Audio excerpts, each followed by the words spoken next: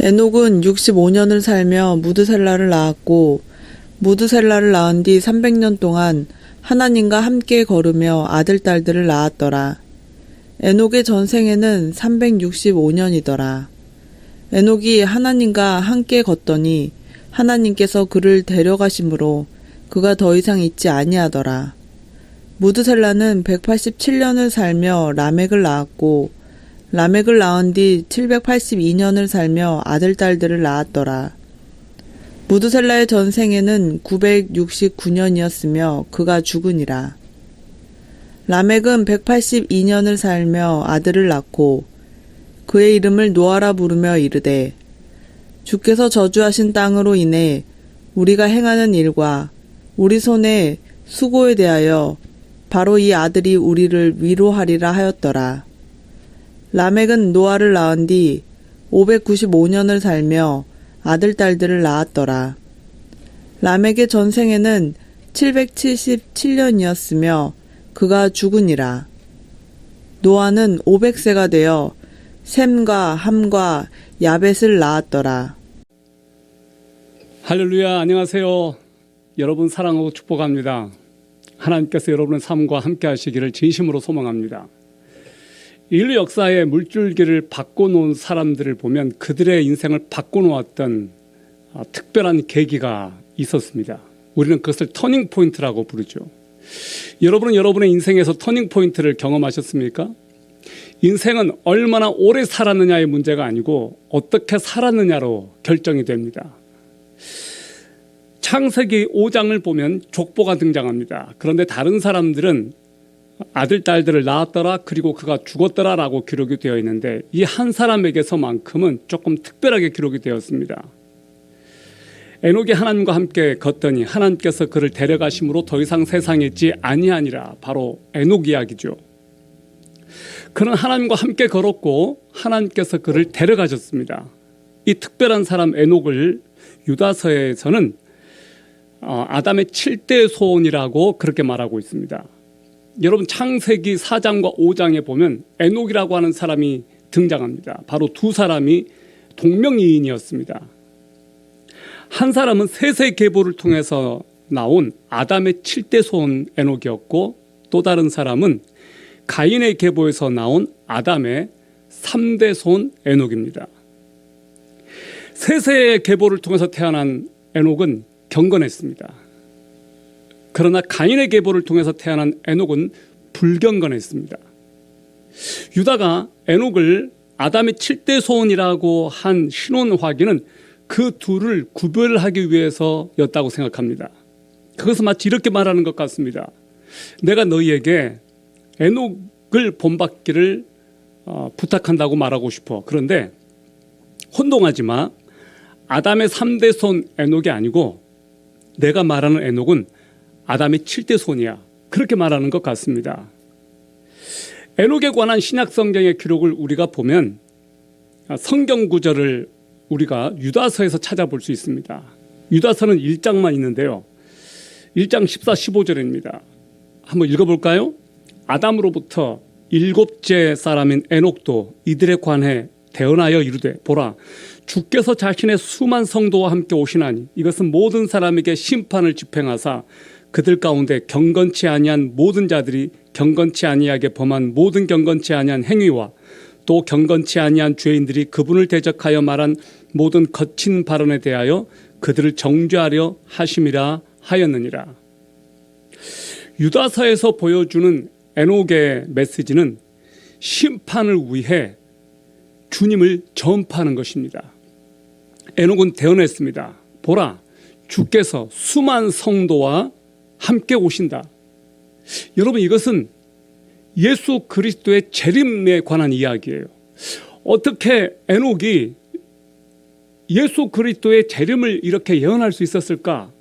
이것이 놀라운 성경의 신비예요. 에녹은 다른 경건한 아담의 후손들조차 모르는 무언가를 알고 있었습니다. 그것은 세상을 심판하여 치르고 오시는 예수님의 재림에 관한 스토리였습니다. 이때는 노아의 홍수 전이에요.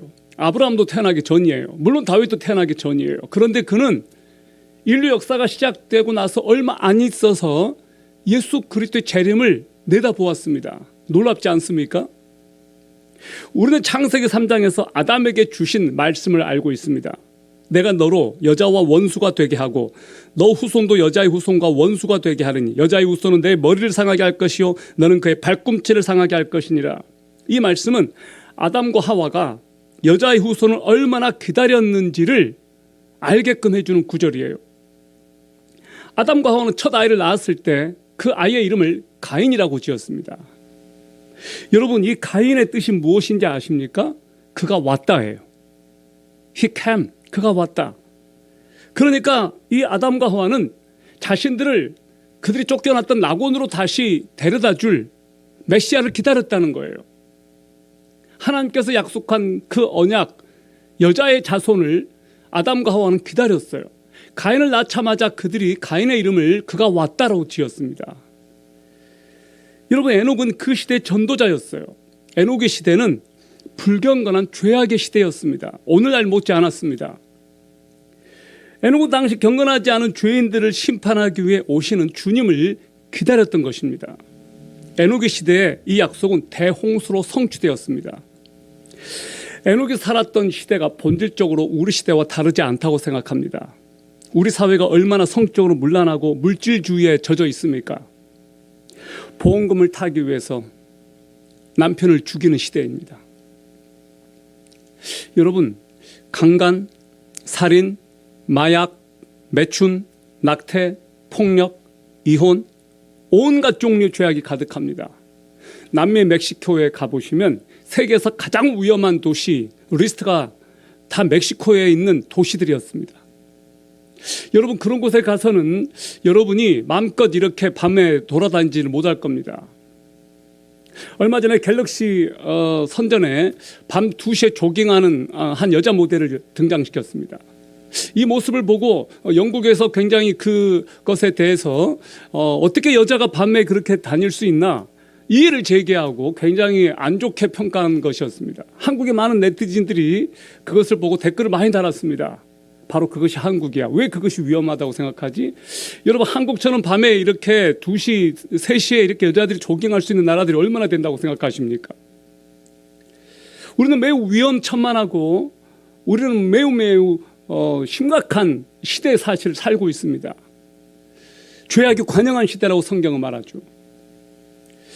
여러분이 홍수 심판에 노출되었다면 우리가 과연 그 홍수 심판 앞에 살아남을 수 있을까? 엄청난 쓰나미가 몰려오는 것을 우리가 지켜본다면 그 자리에서 얼어버릴 것 같습니다. 9.11 사태가 터졌을 때 무너져가는 그 빌딩에 있는 사람들은 대부분 죽었습니다. 도망쳐 나올 수 없었습니다. 우리는 사실 그 급박한 심판 앞에 지금 노출되어 있는 것 같습니다. 그런데 사람들은 그것을 의식하지 못하죠. 너무 평안하게 살고 있죠. 에녹은 심판에 대한 경고를 받아서 알고 있었습니다. 마태복음 24장 37, 39절을 한번 보시죠. 오직 노아의 날들과 같이 사람의 아들이 오는 것도 그러하리라. 홍수 이전 시대에 노아가 방주 안으로 들어갈 때까지 그들이 먹고 마시고 장가가고 시집가고 하면서 홍수가 나서 그들을 다 쓸어버릴 때까지 알지 못하였나니 사람의 아들이 오는 것도 그러하리라.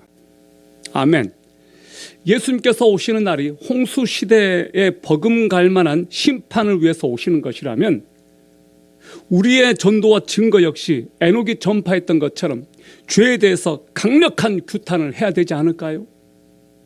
그때와 똑같이 사람들에게 다가올 진노에서 피하라는 경고를 강조하는 것이 되어야 하지 않을까요? 안타깝지만 오늘날의 크리스찬들과 교회마저도 정신 못 차리는 사람들과 똑같이 그렇게 살아가는 모습이 너무나 안타까울 뿐입니다. 저와 여러분은 어떤가요? 에녹은 하나님과 동행했습니다. 창세기에 나오는 에녹 기사에는 그가 몇 년 살았는지 그리고 그가 무두셀라의 아버지라는 사실을 기록했습니다. 에녹은 하나님과 동행했다고 나옵니다. 여러분, 동행했다. Walking with God. 하나님과 같이 걸었다는 거예요. 자, 에녹은 믿음으로 하나님과 동행했습니다. 창세기 5장 24절을 보세요. 에녹이 하나님과 함께 걷더니 하나님께서 그를 데려가심으로 그가 더 이상 있지 아니하니라. 히브리서는 에녹이 믿음으로 하나님과 동행했다고 이렇게 기록합니다. 믿음으로 에녹은 죽음을 보지 아니하고 옮겨졌으니 하나님께서 그를 옮기셨으므로 그들이 찾지 못하였느니라. 그는 옮겨지기 전에 하나님을 기쁘게 하는 자라는 증언을 가졌느니라. 에녹은 믿음으로 하나님과 같이 걸었어요. 그리고 그는 하나님의 기뻐하심을 받았어요. 하나님을 기쁘시게 하는 자라고 하는 증언을 가졌다고 했어요. 여러분, 저와 여러분의 삶은 지금 하나님을 기쁘시게 하고 있나요?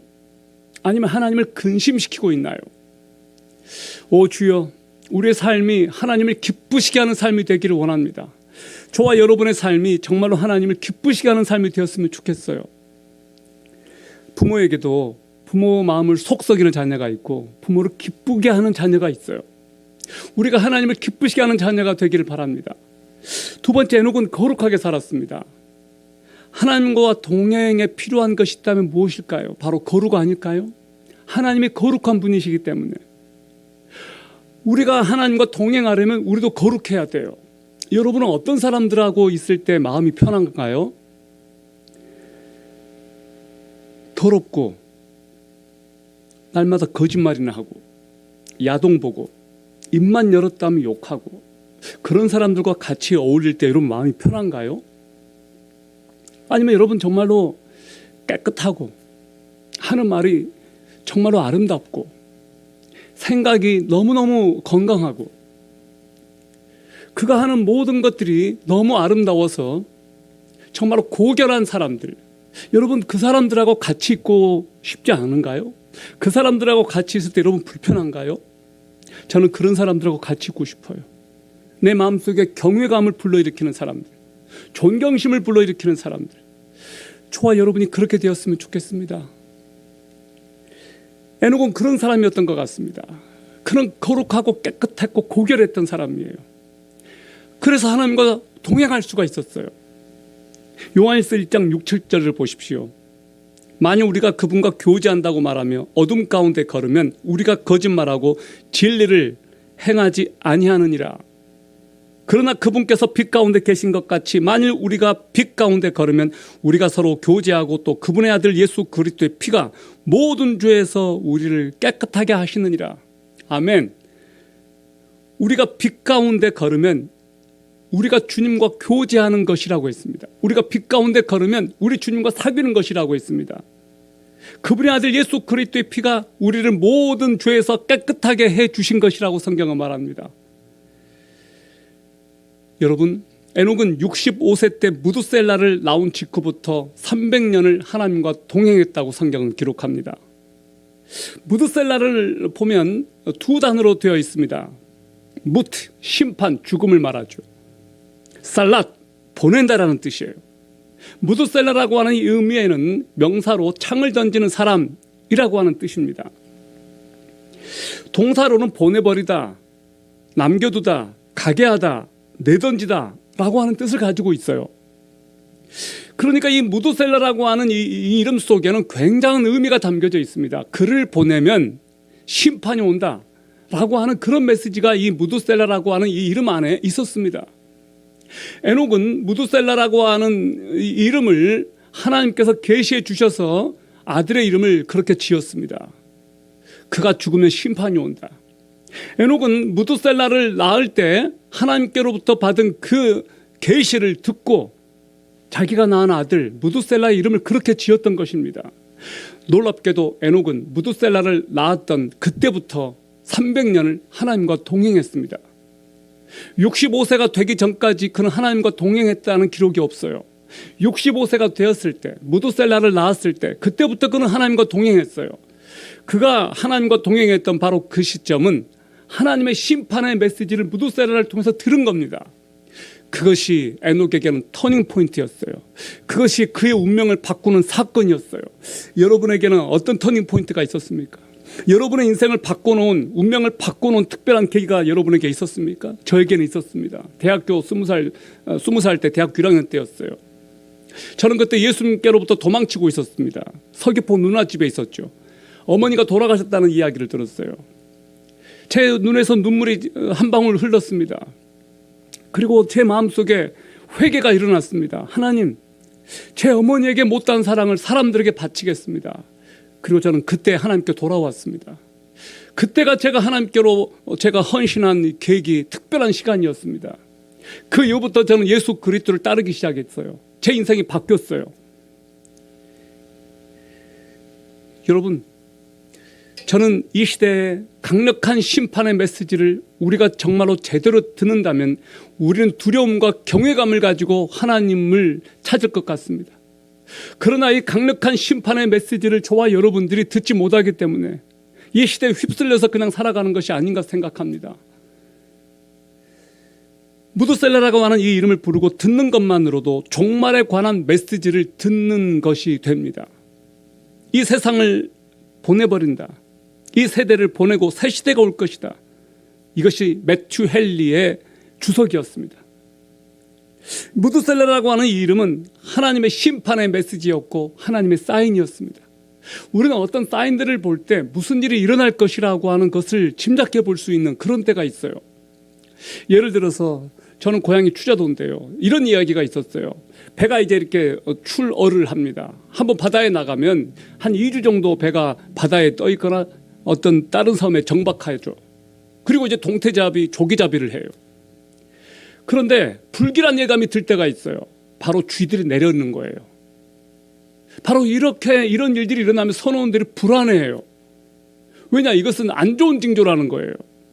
땅이 이렇게 지진이 일어나기 전에 벌레들이 막, 지렁이들이 땅에서 막 나오는 일들이 생겨요. 여러분, 얼마 전에 이제 엄청난 이 벌떼들이 지구에서 증발해버린 그런 사건들이 막 있었어요. 벌떼들이 없는 겁니다. 여러분, 이런 일들을 겪으면 사람들이 두렵고 불안해해요. 이 무드셀라라고 하는 이름은 하나님의 심판의 사인이었습니다. 그의 이름을 불렀다면 이 사람이 죽으면 세상을 심판하리라 라고 하는 그 뜻으로 사람들이 읽을 수 있었는데 과연 얼마나 이 무드셀라라고 하는 사람에게 많은 사람들이 주목했는지 모르겠습니다. 노아 시대 홍수 심판은 노아 시대에만 주어진 것이 아니었습니다. 그의 증조 할아버지인 에녹 때부터 이미 심판의 메시지를 듣고 있었습니다. 그러면 기간이 1000년이나 됩니다. 1000년 동안 그들은 심판의 메시지를 들은 거였습니다. 그러나 그들은 정신 차리지 못했습니다. 무드셀라는 182세 때 라멕을 낳았습니다. 라멕은 그의 아들의 이름을 노아라고 지었습니다. 라멕은 아들 노아에게서 어떤 운명적인 요소를 보았던 것 같습니다. 창세기 5장 28, 29절이에요. 라멕은 182년을 살며 아들을 낳고 그의 이름을 노아라 부르며 이르되 주께서 저주하신 땅으로 인해 우리가 행하는 일과 우리 손의 수고에 대하여 바로 이 아들이 우리를 위로하리라. 이 아들이 우리를 위로하리라. 우리가 행하는 일과 우리 손의 수고에 대하여 바로 이 아들이 우리를 위로하리라. 이 아들이 우리를 위로하리라 라고 하는 말 속에는 라멕이 노아에게서 메시아를 기다렸다라고 하는 흔적을 읽을 수가 있습니다. 왜냐하면 할아버지 에녹이 그렇게 전해주었기 때문이에요. 하나님께서 그의 조상 아담에게 들려주셨던 창세기 3장 15절의 스토리를 저는 틀림없이 라멕이 노아에게서 기대했고 노아에게 들려주었다고 생각해요. 하나님께서 약속하신 여자의 후손을 그 역시도 고대했기 때문에 그렇습니다. 할아버지 에녹이 먼 훗날에 있을 예수 그리스도의 재림에 대해 그 당시 사람들에게 증거했을 것이기 때문입니다. 예수 그리스도는 2000년 전에 오셨지만 이미 창세기에 등장하고 있습니다. 에녹 시대 때부터 그들은 예수 그리스도 메시아가 오는 것을 그들은 기다렸습니다. 구약 성도들은 어떻게 구원받습니까? 율법으로요? 아니요. 그들은 장차 오실 예수 그리스도를 믿음으로 구원받습니다. 우리는 어떻게 구원받습니까? 이미 2000년 전에 오신 예수 그리스도를 믿음으로 구원받습니다. 예수 그리스도에 대해서 한 번도 들어보지 못했던 수많은 사람들은 어떻게 될까요? 하나님께서는 그들에게 자연법, 양심을 주었습니다. 그들의 양심 속에 절대자인 하나님을 알고자 하는 그런 마음들을 본성 가운데 주셨다고 했습니다. 그런데 사람들이 하나님을 찾지 않고 우상을 숭배했습니다. 하나님께서는 각 사람을 판단하실 것입니다. 여러분, 무드셀라는 969세를 살았습니다. 가장 오래 산 사람입니다. 중요한 것은 노아의 나이 600세, 할아버지 무두셀라의 나이가 969세였다는 겁니다.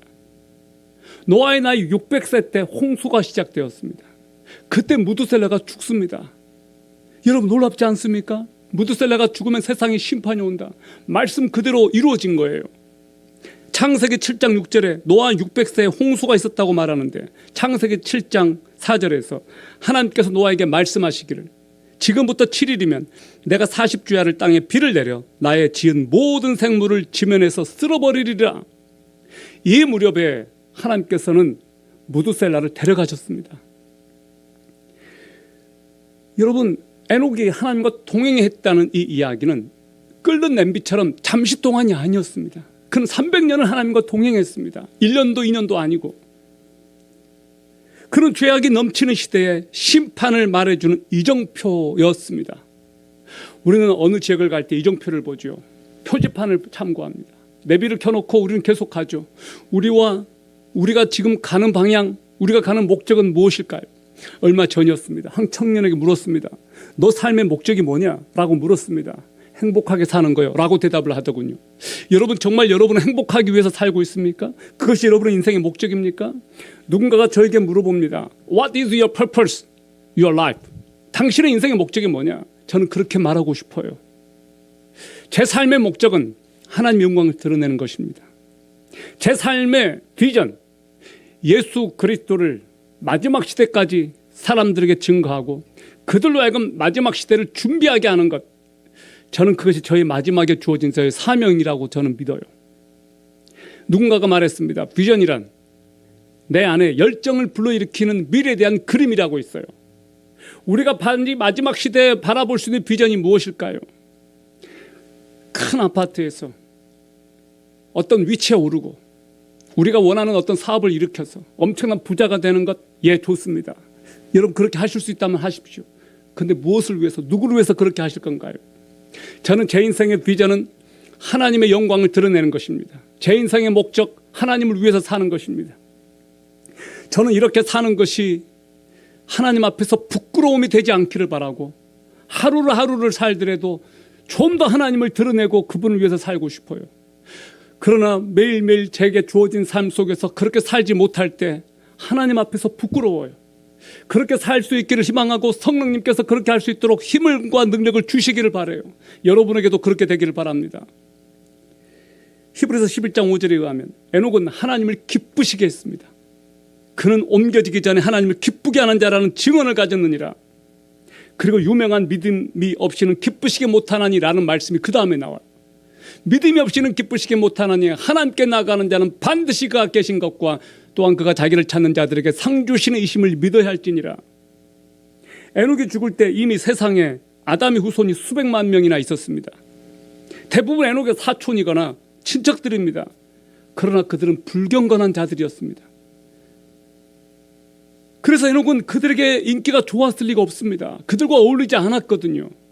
그 시간에 에녹은 하나님과 동행했거든요. 에녹은 그들을 만족시키려고 그들을 기쁘게 하기 위해서 살지 않았습니다. 하나님을 기쁘게 하기 위해서 살았어요.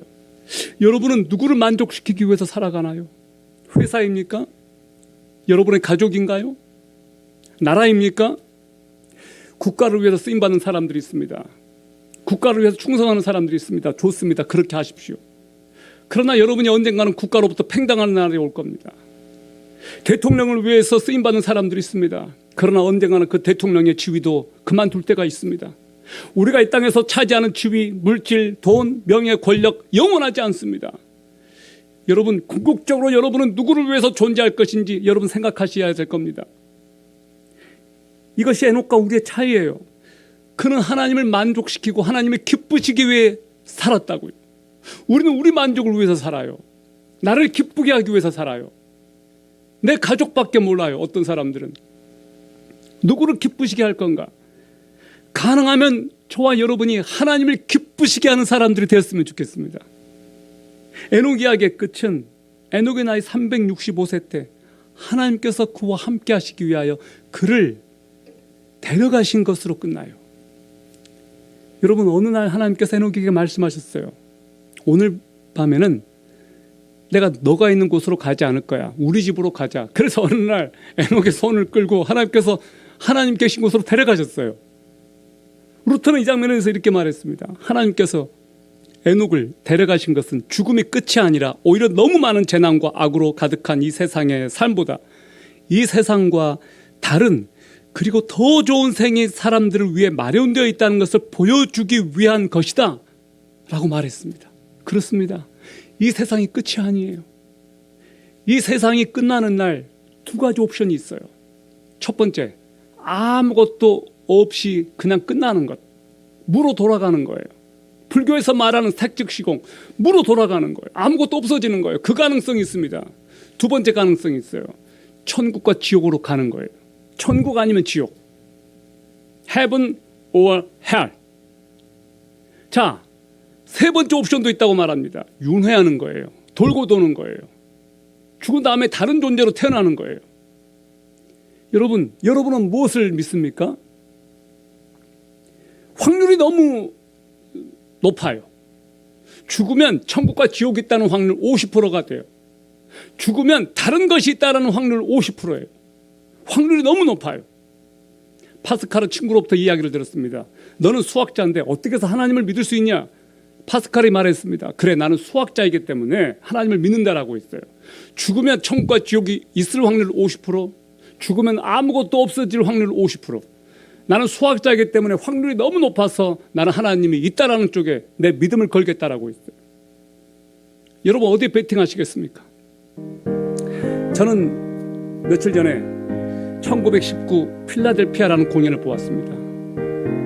우리나라가 일제치하에서 신음하던 1919년 4월 2억 마일리 떨어진 미국 동부 필라델피아까지 날아간 한인 청년들이 그곳에서 독립선언서를 낭독하고 만세삼창을 외쳤습니다. 100년 전 당시 미국도 스페인 독감으로 팬데믹 상황이었습니다. 1919년 4월 14일부터 16일까지 3일간 필라델피아 리틀 시어터에서 열린 제1차 대한인 대표자 회의가 열렸는데 당시 서재필, 이승만, 정한경 세 사람의 이름으로 낸 초청장을 받아들고 각지에서 모인 150명의 애국 인사들이 새로 독립할 대한민국이 자유민주공화국임을 선포하고 미국식 대통령제를 정부 형태로 채택했음을 그들은 천명했습니다. 그때 헌법의 기초가 되는 것을 그때 그들은 작성했습니다. 그때는 일제 강점기였습니다.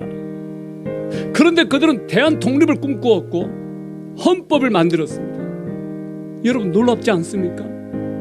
어떤 시대에도 깨어있는 사람들은 미래에 일어날 일들을 바라보고 그것을 믿음으로 기록합니다. 여러분 그러나 어떤 사람들은 변절해버렸습니다. 왜냐고요? 일제가 너무나 강했고 독립될 기미가 보이지 않기 때문에 사람들이 변절해버렸어요. 조국을 포기해버렸습니다. 일본 사람이 돼버렸어요. 그러나 어떤 사람들은 독립을 꿈꾸고 해방되는 그날을 바라보았습니다. 여러분이 지금 일제치하에서 살고 있다면 여러분의 꿈은 무엇이겠습니까? 여러분이 가져야 될 꿈은 대한 독립이 아니겠습니까? 그 시대에 잘 먹고 잘 살았다라고 하는 것은 부끄러운 거예요. 수치스러운 거예요. 지금 우리가 이 세상을 살면서 잘 먹고 잘 살았다라고 하는 것이 수치스러울 때가 올 거예요. 잘 먹고 잘 사는 것이 이 세상을 살아가는 크리스찬들의 비전이 아닙니다. 이 세상에서 출세하고 성공하는 것이 크리스찬들의 궁극적인 목적이 아닙니다. 하나님께서는 그렇게 살라고 우리를 이 세상에 던져놓지 않으셨습니다. 여러분의 삶의 목적을 점검해 보시기 바랍니다. 여러분 에녹을 기억하세요. 그가 하나님과 동행했어요. 그렇게 죄악이 판치는 세상 가운데서 그는 이 하나님과 동행했어요. 그런 거룩한 삶을 살았어요. 다르게 살았어요.